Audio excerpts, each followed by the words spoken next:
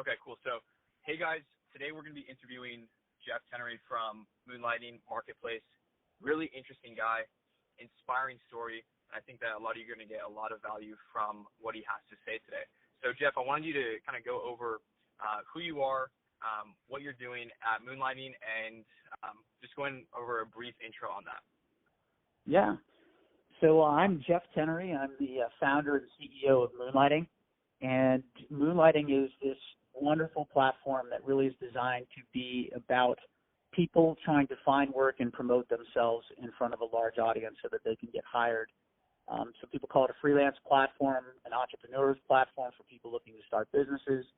Really, we don't, Moonlighting doesn't care what type of skill or business you're in. We're just interested in giving you tools to promote yourself. So we have over 730,000 users on our platform that come from all walks of life and actually represent every type of skill and every type of job that you can look to present. So we have everything from pet sitters and DJs and photographers and wedding aficionados and caterers to web designers, programmers, developers, accountants, attorneys, really the wide spectrum. What Moonlighting did and what we think is very novel is we took all the best parts of Uber and the experience of being able to hire somebody to give you a ride share or give you a ride. We created that user experience on a mobile device that's helped us become a top 10 app in the App Store, and it helps you turn your business into being an on-demand business. So you can give it the app to your existing clients, your best clients, so they can literally go into the phone and hire you 3 clicks or less and hire you like they're ordering an Uber ride. We were very much inspired by LinkedIn. We feel like LinkedIn's a phenomenal tool and company, but it really was leaving, I think it's more exclusive than inclusive. I think it was leaving behind I think a whole generation or two of the young millennials are really not using LinkedIn because they are more apt to work for themselves, be freelancers, be more entrepreneurial, and be more small business oriented. And those things were really lacking in LinkedIn. So Moonlighting is there really to solve the problem of people not knowing where to go, how to get in the gig economy, how to freelance, how to set up their own business. And we just provided tools that work right from your mobile phone for you to be able to get discovered, get hired, and get paid, and using SaaS-like tools for you to be able to represent yourself so that you can be your own boss, not work for the man, really, generate income for yourself that really is controlled by you. And, especially if there's a tight time, you might need a bridge or a gateway in between jobs if you're let go, or really just it's an inspiration for you to maybe use it as a way to make extra money and supplement your income. So Moonlighting is really it's backed by 3 of the largest newspaper companies. We've been very fortunate to have the Gannett, McClatchy, and Tribune, some of the largest publishers of newspapers like the Chicago Tribune, LA Times, Miami Herald. They're all working with Moonlighting to help us, project this mission that is to help people find work, create leverage back into the individual and not always about the employer or the corporation, big companies, and give people this platform to build their own version of the American dream and a career that they can control and be really the boss of themselves, empower the business of themselves. So we're a small company, but with a big heart. Collaborative you are. That's really, a lot of people call it the gig economy, the sharing economy, or the collaborative economy. That's what Moonlighting has really been born. And we've been in it for 4 or 5 years, which is like dog years, and we're really reaping the benefits of the fact that we're more about partnership and helping people than we are about like blocking people out. Yeah, no, I love it. And then I'm interested to know, because the current level that you're at, having 700,000 people registered on your platform, that's a big feat. So what would you feel like was the main catalyst to reach that point, or was it a few catalysts? Or just like one? Yeah, no, that's an interesting part of our DNA and our history is that in our early, iteration of Moonlighting back in 2015, we were lucky enough and fortunate enough to partner with the local newspaper companies, which, the local newspaper companies have had, to deal with many challenges in this move from print to digital. But the publishers of the Chicago Tribune, the LA Times, the Miami Herald, those companies all partnered with us. And so we have not only did they invest in the company, but they've also been really key contributors to, exposing Moonlighting to their audience on the internet. So you'll find us actually in the classified section. Some reviews of Moonlighting have actually called us a 21st century version of a classified. We could call Craigslist without the creepiness, which is one that we were called early, which we kind of chuckled at. The one we liked the most, actually, is Forbes in 2017 did a review on us, and they said we were the Swiss Army knife of the freelance economy, and that's the one that has actually kind of fueled our roadmap, the things that we build. We built features like proposals that can turn into contracts, which can flip into an invoice very easily. We have a payments and chat function that you can text money just like like Venmo. We have a CRM baked in, all of this right from your mobile phone so that you can find your fastest clients. And the interesting phenomena that happened in the Moonlighting that actually has kind of carried us very much, social community driven, is that 30% of our usage on, hiring on the platform comes from people that use both sides of our platform. So they are people looking to hire, but they're also turning around going, hey, wait a minute, I want to promote myself. I didn't realize I could do that here as well. It's kind of, there's the fact that you can do both. And so we have like the freelance web designer hiring the freelance accountant to do their taxes, and then the freelance accountant, hires the photographer to take pictures of their kids, and then the freelance photographer hires somebody to, DJ their Christmas party. It has been very community driven, and that coupled with the newspapers being such great partners. Verizon Wireless has been an early partner of ours where they help preload our app on mobile devices for small business. So we've really leveraged partnerships very well. And in fact, now we're about to, we're not ready to announce, but soon to announce a new staffing company partnership, one of the largest in the world, that's going to be using Moonlighting to address their freelance and on-demand hiring needs. And they're also really, what's exciting there is they're really interested in our blockchain plan, because blockchain's got such a kind of a bit of a negative connotation as the fallout of 2018 and really all the drift off of the Bitcoin. That's kind of stepped backwards, but it's actually now starting to really the good companies like Moonlighting that are using blockchain for non-token stuff. Like we're not issuing a token, we're not doing an ICO, we're not doing any of that. Right now, what we're doing is we're using just the technology itself to make the profiles better, more authentic, and actually have them travel where the user wants them to, which is very, that's very appealing to companies. But seeing mainstream companies that are supporting our company and then really embracing blockchain, that's what's, I think, going to be very exciting for us in 2019 and going forward. Well, so because you guys are utilizing the blockchain platform, correct?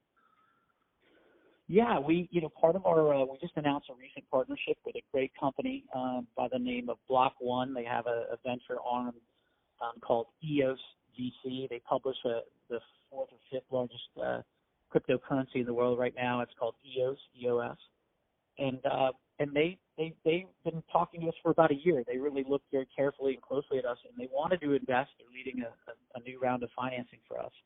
And they wanted to invest because they knew that we were a real project. They knew that blockchain would apply to something that other than an ICO or a token that doesn't have any value, because a lot of companies that did those never really had a business. They didn't have a company. They really were still in the early form. So this new partnership is really exciting. In fact, on June 1st, this upcoming Saturday, they're going to be making some really big announcements and things that would be very, very impactful, because I think the world is becoming more concerned about identity and security and all of those things. And so this is a great company, Block One. They're, there's some rumors that are going on that they're going to do some very big things that I think will rival some of the very large companies that we know, the Facebooks and the Twitters. I think the world of security and identity become more and more important, that they are kept secure, and I think blockchain provides a lot of that. No, that's awesome. So then 5 years from now, where's Moonlighting at? Where do you see it?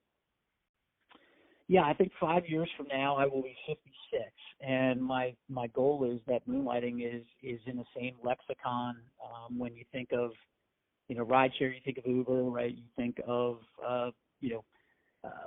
Google, you think of search, you think of you think shop, you think Amazon. I really hope that Moonlighting is going to be very synonymous with what work means, and because I do think that there's a couple trends that are going to take place. I think as good as the economy is right now, like in all things in history, there'll be some sort of a pullback and a correction. I think unemployment will then go up, and it will cause a lot of people, because there's just more people in the world now, population-wise. It'll cause folks to have to create their own income opportunities as opposed to going to work at large corporations. And so I think, 5 years from now, I think we'll probably have lived through some of that correction. And I think it's going to play into what we've been building for the last 4 years, which is this bridge for you to not be completely dependent upon a W-2 income and then making 1099 income or making independent income very easy for folks. So we anticipate in 5 years that we will have, millions of users on the platform. We'll be impacting many, many people's lives. And I hope that we, if I look at, comparable companies, I think, we will be the LinkedIn for freelancing. I think that we will be that platform that people look to that is very specific to promoting one's skills in a way that's done safely because of blockchain. And I think in 5 years, blockchain will be, the norm, and we will laugh about some of what's happened over the last couple of years of blockchain and crypto. And I think you're hearing Facebook talk about, even issuing your own coin from Switzerland, which is being rumored for next year. So I think that what's going to happen is the world is going to change. And I think your social media profile is going to, is already being, under attack by a lot of folks with identity theft and such. I think the world will be a safer place, and I think the technology is going to make for that. I think Moonlighting will be right at that forefront. As while Upwork and Fiverr, I think, were some of the earlier winners. I think that our model and what we're doing and the way we have all these partnerships behind us, I think we will be hopefully the preeminent company the way you think of a LinkedIn platform for hiring. Yeah, no, definitely. I love it. So then when you're going to hire somebody, because right now you guys have how many employees, like 50, 55? Well, you know what? You look at LinkedIn, but we don't so I think it's 63, but they're not all, full-time W-2 employees. So we've used our own platform. We hire from it, right? We use it to find, we've actually, when we find folks that, make sense to bring in full-time, but we've hired all our web designers, developers, social media, marketing, interns, you name it. We've used the app to do it and the platform, because it's such an easy way for you to find people and engage them. But, they don't want to use this analogy, but it's more of a funny one. A friend told me, it's like, yeah, it's like Tinder for hiring. And I'm like, yeah, okay. I like Tinder, but it is. Our whole goal was to remove friction from people to get hired quickly. And so, that's kind of where we think the sweet spot of this marketplace is being mobile. I think no one really cares about blockchain, and I don't want to make blockchain out to be bigger than it is. It's just a wonderful use of technology to cover up some of the blemishes that the internet, 2.0 or web 2.0.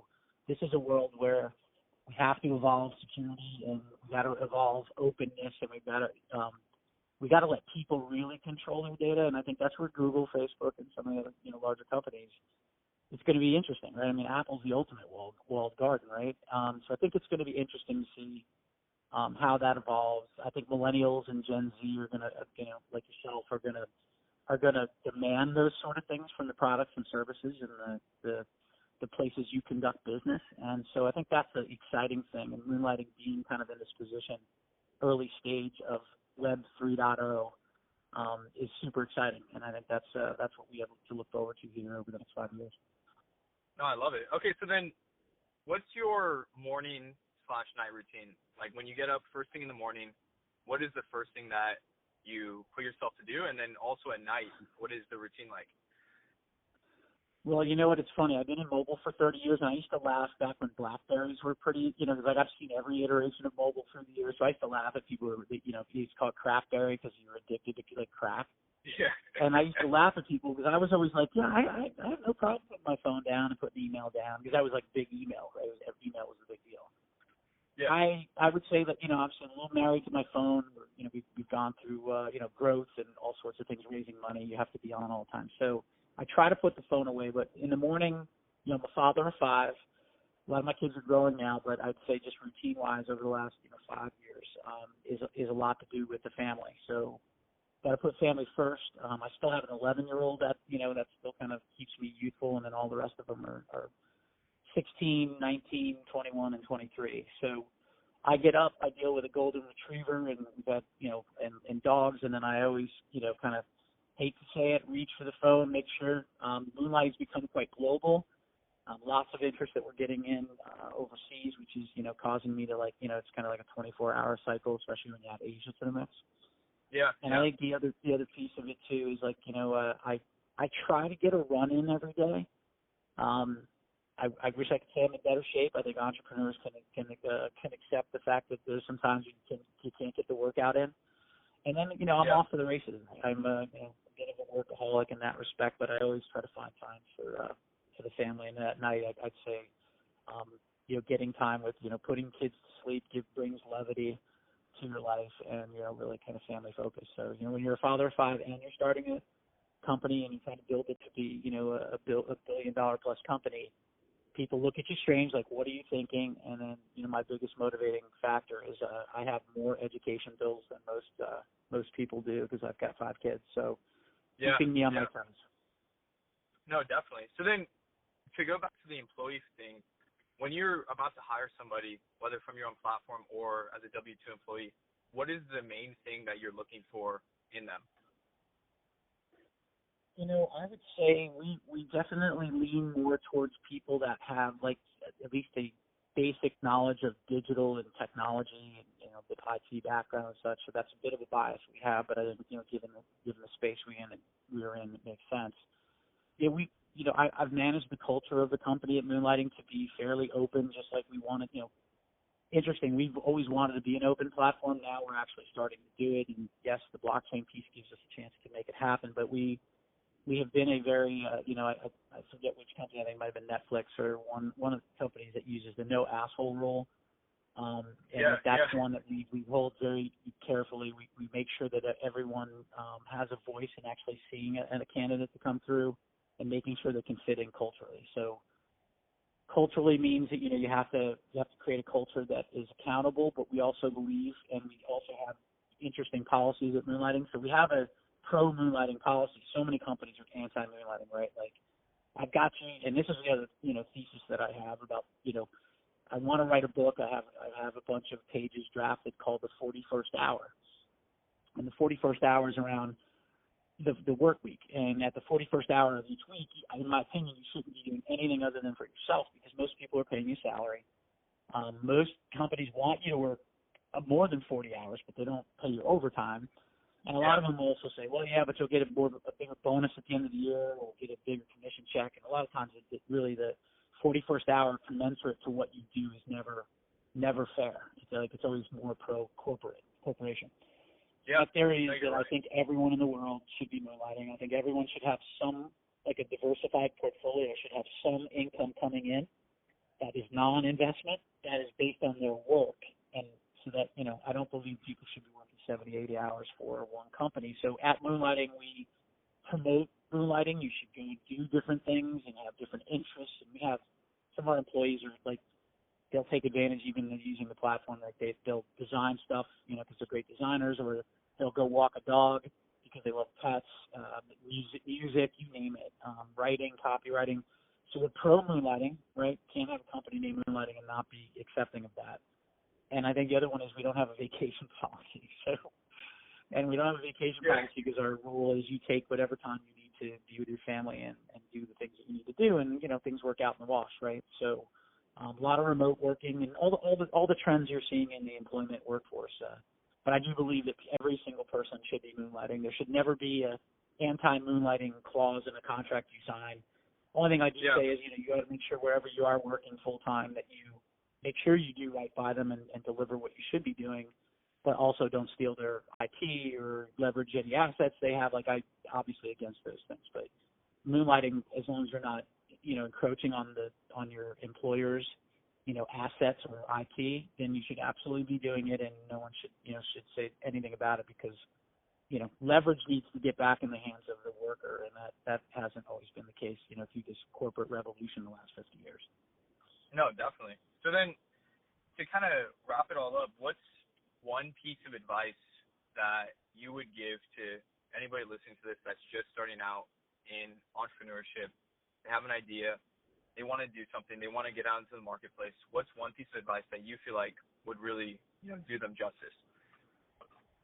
Wow, there's a ton of them, and I've been asked this a couple times at speaking to classes. So I think one thing that's always tough is I try to tell people, and I live in a college town, Charlottesville, Virginia, where the University of Virginia is, and I try to tell, I speak at some classes and share some insights, and I try to tell them that you have to have a level of persistence and toughness that is unlike anything that you've ever experienced. Now, some people have gone through some incredible hardships. So I don't try to compare that, to some of their personal trials and tribulations. But really, I think when you start out as an entrepreneur, I think a lot of people think it's super glamorous. They don't see all the ugly pieces. They don't see the dark times. They don't see this thing. So I try to warn, or not warn, but make sure that people really have the right mindset to be tough and persistent. And really, at the end of the day, if you're going to be successful, you can never give up. Ever. Not to, cliche from Jim Valvano, who I love. It's like you just can't ever give up, because if you that's what you hear all the stories. Well, only 1 out of 10 companies will make it, or all the stats. And it's true, because 9 out of 10 people give up, and 9 out of 10 people think, oh, wow, this is hard. And it's, in my opinion, it's harder than anything that you'll ever do. And so therefore I try to, not scare people, but it really is not for the faint. It's really, that's why 1 out of 10 companies actually make it. Startups, and look at venture capital success, and how do they base their model on it? They base on, placing 20 bets and hoping one hits to cover the 20. And I think that's the thing I tell people is, are you really ready to be an entrepreneur? Because you have to have a level of toughness and grittiness, and just, which is like, it's not for everybody. People do need to work for other places because they don't have that trait. And that's the one that I think, I try to uncover in the process of, a 22-year-old kid coming out of college saying, hey, do you really have what it takes? And it's not about smart, it's not about skills, it's not about anything. It's about absolute, how tough are you, and really what kind of body blows can you take? Yeah, no, you're right. Okay, so then that's awesome. I think that's going to actually really help a lot of people out. Well, so Jeff, I want you to let everyone know kind of where they could find you, where they could find Moonlighting, to learn more about it and to learn more about you, and then you could plug anything that you'd like. Yeah, no worries. We have a really great website. It's moonlighting.com, and you'll find us on social media, at Moonlighting on Twitter, Instagram, same thing, and Facebook. So it's really simple and easy to find us. And then, we've been fortunate. We've been a top app in the App Store for a long time under the jobs category. So you'll find us in both app stores and Google Play. And I'm at Tennery on Twitter. And you can find me also on LinkedIn and other great places as well. But Moonlighting is, thank you very much for allowing me to share our story. We're very passionate about it. And, again, we have a saying here that we want to try to help people make money as quickly as possible. It's a real simple mantra, and we think we've built the right tools to help people do that. No, definitely. Awesome. Well, I appreciate the time, Jeff. And I look forward to hearing everyone's response from this interview. Yeah. Thank you for having me, Grant.